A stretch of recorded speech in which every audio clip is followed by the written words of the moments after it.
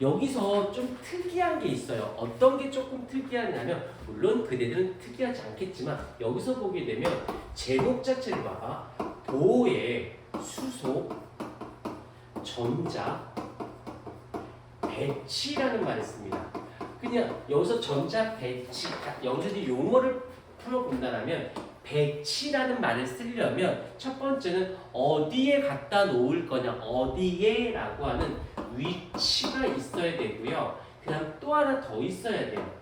수, 개수. 그러니까 이런 거지. 자, 저쪽에다 배치해 라는 것은 위치와 개수. 그러니까 전쟁 영화를 보면은 막 이렇게 뭐 보병 부대, 뭐 탱크 부대, 뭐 기갑 부대, 뭐 보병 뭐 여러 부대들 있을 때 위치를 해서 여기는 뭐 기갑 부대 2부대를 저쪽에다가 여기는 보병 부대를 5부대를 여기다가 할 때 하는 것처럼 배치라는 용어를 쓰려면 위치와 수가 나와야 돼요. 그래서 얘를 합치면 뭐가 돼? 전자의 위치와 수를 따지는 건데 여기서 하필 하고 많은 것 중에 왜 수소를 가지고 했느냐면 여기서 수소의 원자 번호를 한번 생각해 볼까요? 수소의 원자 번호가 몇 번이냐면 다 알겠지만 1번이에요.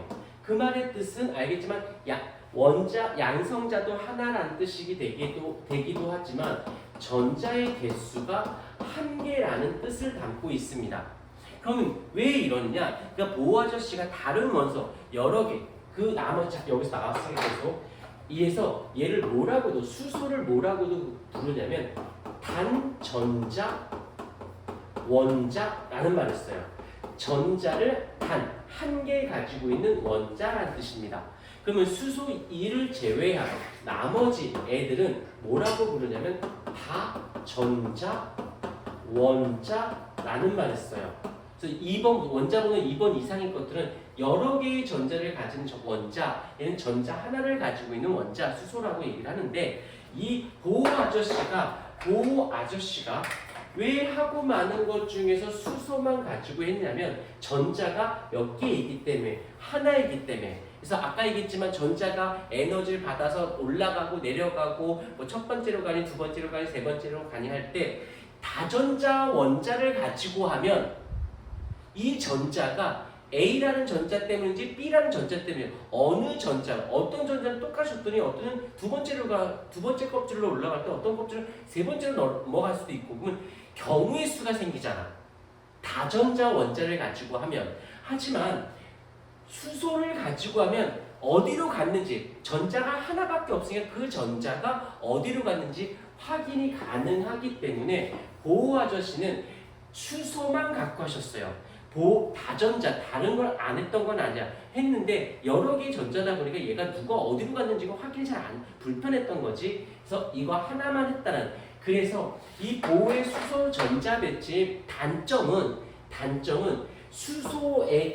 이거에게만 적용이 돼요. 하지만 이 다전자 원자를 가지고 했을 때는 얘는 적용이 불가입니다. 그래서 이게 수소의 전자 배치의 한계점이 무엇이냐면 수소에게만 적용이 되지 여러 전자를 가지고는 적용이 되지 않더라는 거야. 그런데 이제 시간이 지나서 이제 현대 과학 기술이나 장치나 이런 것 장비들이 굉장히 발전을 하면서 이제 그 수소만이 아니라 여러 전자를 가지고 있는 원자들도 이걸 확인할 수가 있게 되는 거야. 하지만 기본 틀은 이 보호의 수소 전자 배치가 기본 틀로 이렇게 내려갑니다. 그래서 이제 조사를 해봤어. 근데 여기서 살짝 당황스러운 일이 생겨요. 어떤 당황스러운 일이 생겼냐면 자 말루스 테니까 봐봐. 여기서는 전자는 특정 에너지 준위라는 말은 위치라고 할게. 위치에서만 존재해요. 즉 이 말을 할게. 특정 위치에서만, 즉 특정한 껍질에서만 전자는 존재한다라고 하는 의 개념이야. 그런데 이제 조사를 해보니까 이게 조금 달라졌던 거야. 어떻게 달라졌냐면 원자핵이 이렇게 있고 전자가 여기에만 있는 거. 얘 껍질이니까 여기에만 있을 거다라고 했는데 이제 어떤 거냐면 다중성강 사진처럼 1초 동안 몇십 번, 몇백 번의 사진을 찍었다 딱 찍는 거야. 따다다다다다다다닥 하고 사진 찍어봤던 거야. 그랬더니 전자가 여기에 발견이 되는 것이지. 그럼 여러 시간 동안에 여러 번 사진을 찍었을 때 전자가 여기서 발견되면 그렇지 여기에만 있는 게 맞지. 그런데 그게 이런데 살짝 여기서도 찍히더래요. 수소를 갖고 했을 때 여기서 이제 문제가 생기는 거야. 여기 이 보호 아저씨 입장에서는 그 특정한 위치인 껍질에서만 존재해야 되는데 여기서는 말이 바뀌어. 어떻게 바뀌냐면 이렇게 바뀌어요. 주로 껍질에서 발견이라고 하는 거지.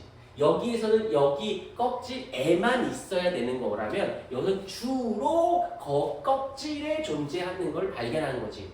하다 보니까 이거를 수학적 개념으로 확률적 개념으로 확인하는 거야. 확률적 개념.